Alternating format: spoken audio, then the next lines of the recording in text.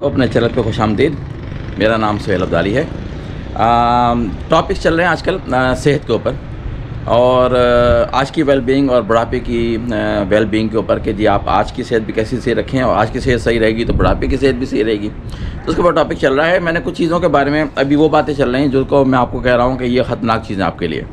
जैसे मैंने उसमें ज़िक्र किया कि एंटीबायोटिक्स, तो मैंने ये नहीं कहा था कि यूँ करके रोक दीजिए, बल्कि कहा था कि अगर शुरू करने का प्रोग्राम है तो बचत करने की कोशिश करें, उससे हटने की कोशिश करें, कुछ और तरीके से अडॉप्ट करें। वो तरीके भी मैं आस्ते से करके बताऊंगा कि एंटीबायोटिक की ज़रूरत पड़ती है तो क्या चीज़ें हैं नेचर में जो कि आप इस्तेमाल करके वही फ़ायदे हासिल कर सकते हैं जो एंटीबायोटिक के, लेकिन नुकसानात नहीं जो कि एंटीबायोटिक के होते हैं। तो बताऊंगा, ऐसे ऐसे करके लगे रहिए, देखते रहिए वीडियो।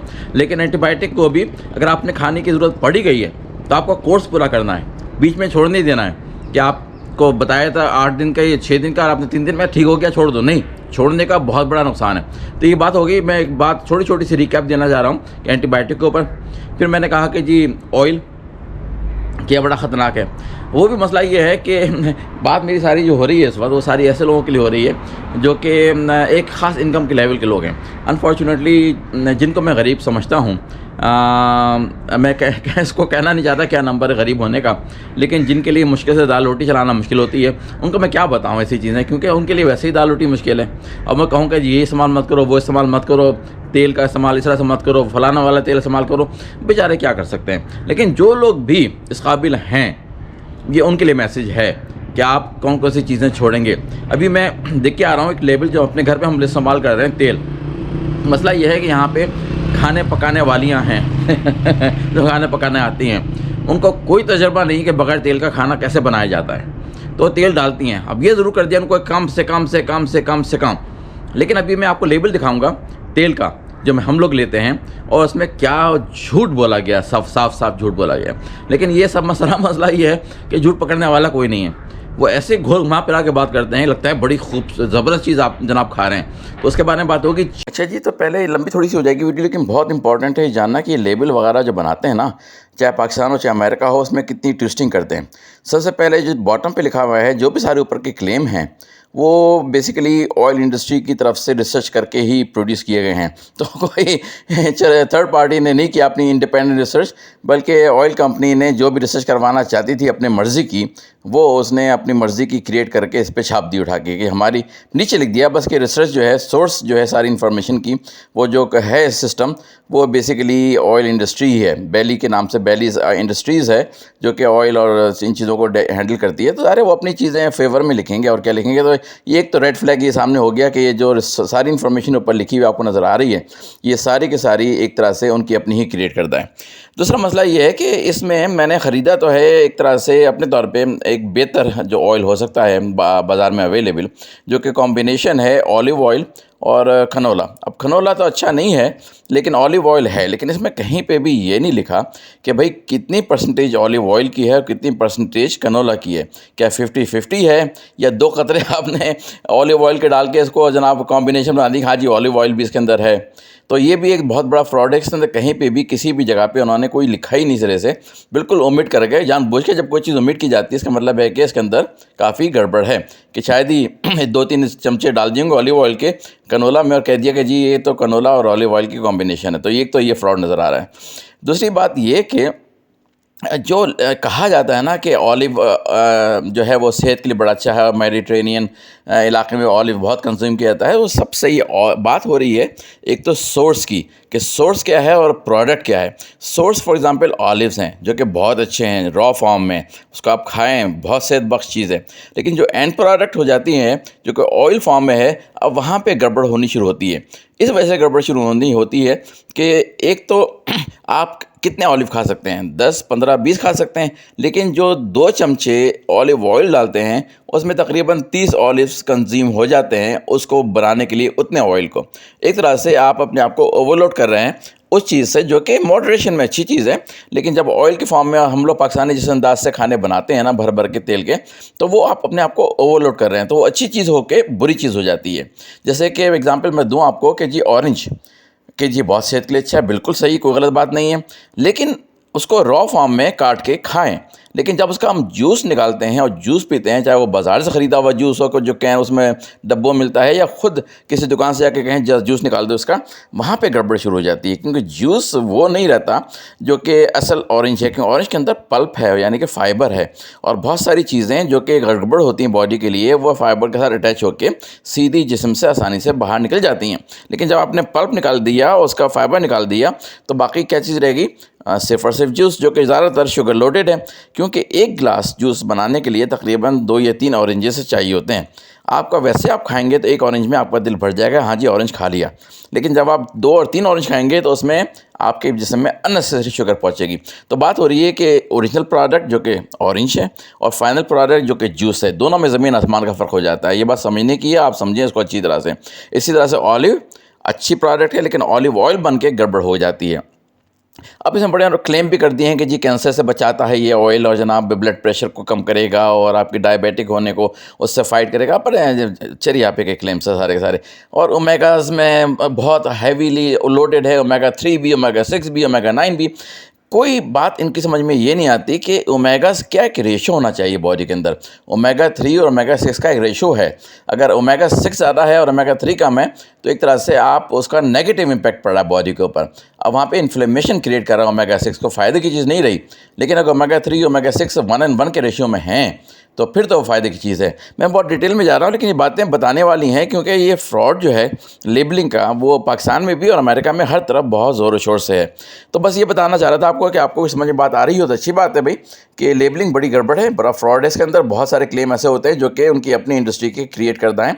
इसको कोई थर्ड पार्टी ने वैलिडेट ना किया है, ना कि फूड एंड ड्रग एडमिनिस्ट्रेशन ने वैलिडेट किया है। तो ये सारी बातें जो है ना, बस वो क्या बताया जाए कि इंडस्ट्री है पैसे बनाने के लिए। आपका उसमें आपके लिए कोई गम उनमें नहीं है, आपकी सेहत की कोई फिक्र नहीं, उनको अपनी चीज़ बेचनी है, बस ये मसला है सारा का सारा।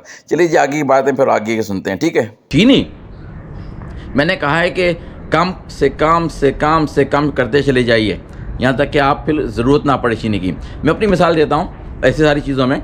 मैं आया हूँ अमेरिका से और रबड़ी खाने का मुझे बचपन में बड़ा शौक़ था, यंग एज में भी, जब अमेरिका जाने से पहले।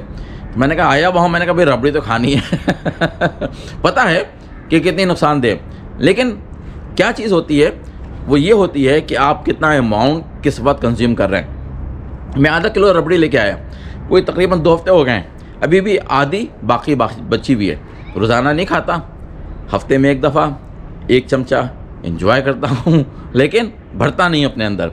ये भरना जो है ना, ये ख़तरनाक हो जाता है। चीनी भी अगर आप खाते हैं, किसी वजह से मिठाई खाते हैं, हफ्ते में 1 आध दफ़ा छोटा सा पीस खा लिया आपने, वो कोई मसला नहीं। एंजॉय करना है लाइफ को, ख़त्म नहीं कर सकते आप लोग। ये नहीं कि आपने 4 गुलाब जामुन या 3 गुलाब जामुन या 2 गुलाब जामुन खा गए कि एक ही हल्ले में। 1 गुलाब जामुन खा लीजिए हफ्ते में 1 दफ़ा, ठीक है, एंजॉय कर लें हफ्ते में 1 दफ़ा। लेकिन ये भरना नहीं पेट को कि ये भी खा लें और गाजर का हलवा भी खा लें और फलानी चीज़ भी। बेशुमार मिठाई की दुकान में चीज़ें होती हैं, सारे पता ही है। एक डिसिप्लिन अपने अंदर क्रिएट करें, फिर जब आप डिसिप्लिन क्रिएट करेंगे तो आपको उस दिन का इंतज़ार होगा कि आज मैं खाऊंगा गुलाब जामुन या आज मैं खाऊंगा फलानी मिठाई।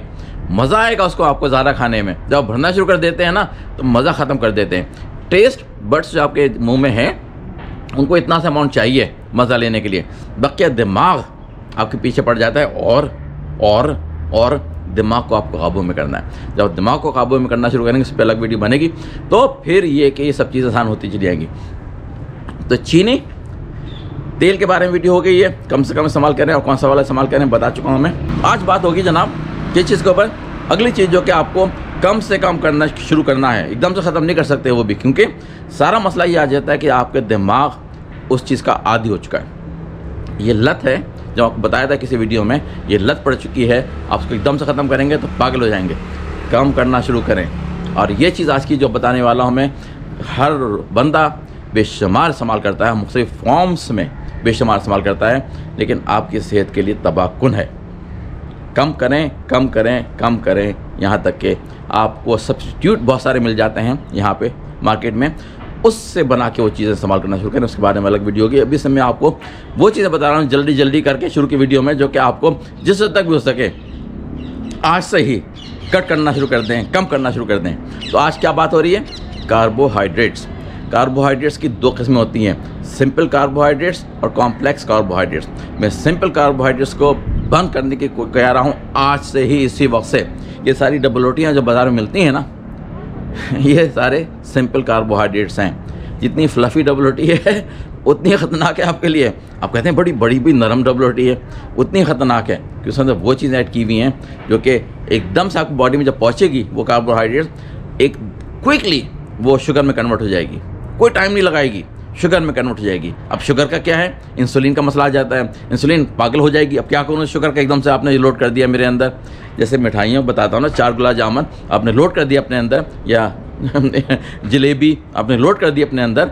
अब बॉडी कहती है भाई ये एकदम से इतनी शुगर आ गई, मैं क्या करूँ।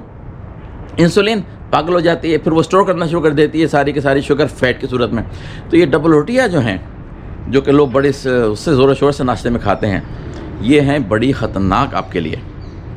और ख़ास तौर से जो भी इसे खूबसूरत और फ्लफ़ी और दबने वाली डबल रोटी है वो उतनी ही ख़तरनाक है आपके लिए। अगर थोड़ी सी कम दबने वाली है वो कम ख़तरनाक है। तो आपको अगर खानी ही है तो थोड़ी सी वाली डबल रोटी खाएँ जो कम दबने वाली है, और अगर व्हीट से बनी हुई हो। और व्हीट में भी मसला है, थोड़ा आगे ऐसे करके रुके रहिए, मेरे साथ बहुत सारी बातें बताने वाला हूँ। अनफॉर्चुनेटली दुनिया जो है ना, पिछले 50 साल से तबाही की तरफ आपको लेके जा रही है।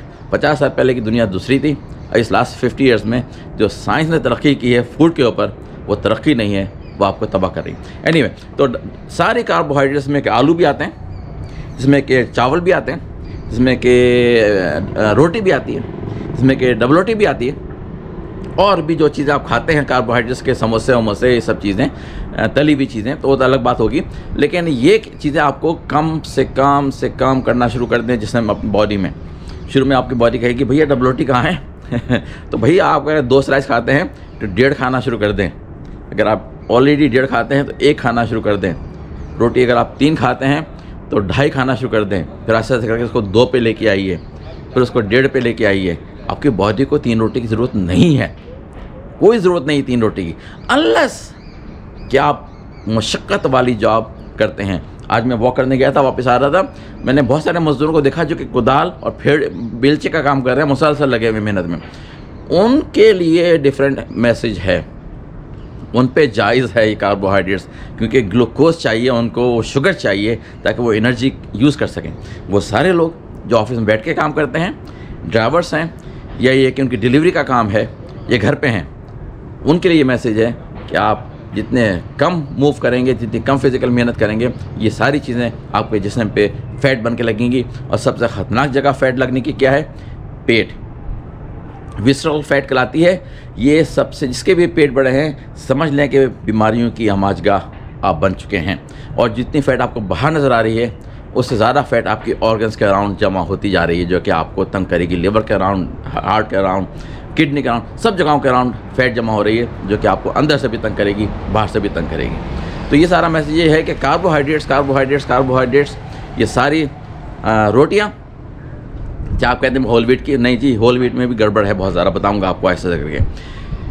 चावल कम करें, डबल रोटी कम करें, आलू कम करें, ये सारे कार्बोहाइड्रेट्स वो हैं जो कि आपको तंग करने वाले हैं। इसमें कम तंग करने वाला कार्बोहाइड्रेट जो है वो आलू है, क्योंकि आप पूरा आलू खाएंगे उसमें फाइबर भी जाएगा। अगर आप स्वीट पोटैटो खाते हैं वो सबसे अच्छा है। ये जो वाइट पोटैटो के मुकाबले में स्वीट पोटैटो ज़्यादा अच्छा है, फाइबर है उसके अंदर। जो चीज़ भी फाइबर लिए हुए है वो आपको कम तंग करने वाली है। जो फ्लफ़ी डबल रोटी है ना, उसके अंदर कोई फाइबर नहीं है, वो आपने खाई इधर पेट में गई, उधर शुगर बन गई। तो भाई ये बात, मेरा मैसेज आज जो है कार्बोहाइड्रेट्स के ऊपर है कि आपके सारा ये अनाज जो कि अनफॉर्चुनेटली 50 साल में बड़ा तब्दील हो गया है, वो तो अगला मसला बयान करूँगा। पाकिस्तान में मैं रिसर्च कर रहा हूँ आजकल कि पाकिस्तान में कितना चेंज हुआ है और किस तरफ जा रहा है। अभी मैं वेस्टर्न वर्ल्ड की बात बताता हूँ आपको। अमेरिका हो गया, दुनिया बड़ी हो गई और वेस्टर्न सोसाइटी, वहाँ पे सारा ये जो अनाज है वो तबाह हो चुका है। अब कुछ नहीं हो सकता वहाँ पे। अब लोग कोशिश कर रहे हैं रिवर्स करने की, लेकिन आसान काम नहीं है। पाकिस्तान में अभी भी आपको बहुत सारी चीज़ें वो मिल जाएंगी जो कि 50 साल से वही चीज़ें चली आ रही हैं, इसमें अभी जेनेटिकली मॉडिफाइड नहीं हुई हैं। लेकिन फिर भी ये सारे स्टार्च, ये सारी चीज़ें आपको मुश्किल में डालने वाली हैं। ख़त्म नहीं करें, कम करें, ख़त्म नहीं करें, कम करें। ख़त्म कौन कर सकता है? वो फिर आप कीटो डाइट पे जाएंगे तो ख़त्म कर सकते हैं, लेकिन अभी मैं कीटो डाइट की बात नहीं कर रहा। जो लोग डबल रोटी खाने वाले हैं, जो रोटियां खाने वाले हैं, जो चावल आप कहेंगे भाई वो तो बांग्लादेश में तो लोग चावल खाते हैं, वो क्यों नहीं? हर एक की जेनेटिकल जो बिल्ट है वो डिफरेंट है। जापान में बहुत चावल खाया जाता है, वो ज़रूरी नहीं कि आपकी भी वो सेम जेनेटिक बिल्ड हो। आप जब चावल खाएंगे आप पे डिफरेंट रिएक्ट करेगा, जापानीज जब चावल खाएंगे डिफरेंट करेगा, रशिया में जब वो आलू खाते हैं बेशुमार, आलू की शराब पीते हैं, उन पर डिफरेंट रिएक्ट करेगा। तो हर इलाके की जेनेटिक फॉर्मेशन डिफरेंट होती है, उन पे वही चीज़ें डिफरेंट करती हैं। लेकिन इंडिया पाकिस्तान में चावल, रोटी, डबल रोटियाँ, आलू खतरनाक ग्रुप में आते हैं। कम करें, ख़त्म नहीं कर सकता कोई भी, मुझे पता है कि मैं ख़त्म करने की बात करूँगा कहेंगे चरिया, लेकिन आस्ते आस्ते आपको बताऊँगा कि इनकी रिप्लेसमेंट क्या है। जब आप अभी कम करें फिर रिप्लेसमेंट की तरफ आइए, ताकि आपकी रोटी भी बने, आपकी डबल रोटी भी बने और आप इंजॉय भी करें। आलू का मैंने सब्स्टिट्यूट बता दिया, स्वीट पोटैटो जो कि शकरकंदी शायद कहलाती है यहाँ पे, वो अगर आप खाएँ आलू की जगह सब्स्टिट्यूट करके, वो सबसे अच्छी। तो आज की बात होगी कार्बोहाइड्रेट्स के ऊपर। अगली वीडियो का इंतजार कीजिए, अगली वीडियो बड़ी ही इंपॉर्टेंट आने वाली है कोलेस्ट्रॉल के ऊपर। मैं आपको ऐसी बातें बताऊंगा, आपका दिमाग दंग रह जाएगा। सुनिए अगली वीडियो। और डॉक्टर हजरात से माजरत पहले से माफ़ी मत चाहता हूँ, मैं जो बातें कर रहा हूँ मैं डॉक्टर नहीं हूँ, मैं मालूमात की बातें आपको बता रहा हूँ। अगर आप डिसएग्री करते हैं डॉक्टर हजरात, प्लीज़ अपने बातें बताइए मुझे, लेकिन साफ साफ एग्जाम्पल दे के वाज़ेह कीजिए कि मैं क्यों गलत बातें कर रहा हूँ। ये मत कह दीजिए मियाँ क्या बोल रहे हो तुम क्या जानते हो दवाओं के बारे में। बहुत माफ़ी, लेकिन अगली जो वीडियो आने वाली है कोलेस्ट्रॉल के ऊपर, बहुत डॉक्टरों को मैं नाराज़ करने वाला हूँ, और बहुत लोग अगर वीडियो देखेंगे मेरी बहुत बुरा भला कह सकते हैं, लेकिन देखिएगा ज़रूर, कुछ नहीं तो दिमाग ही खुलेगा आपका। ठीक है जी, अगली वीडियो तक के लिए खुदा हाफिज़।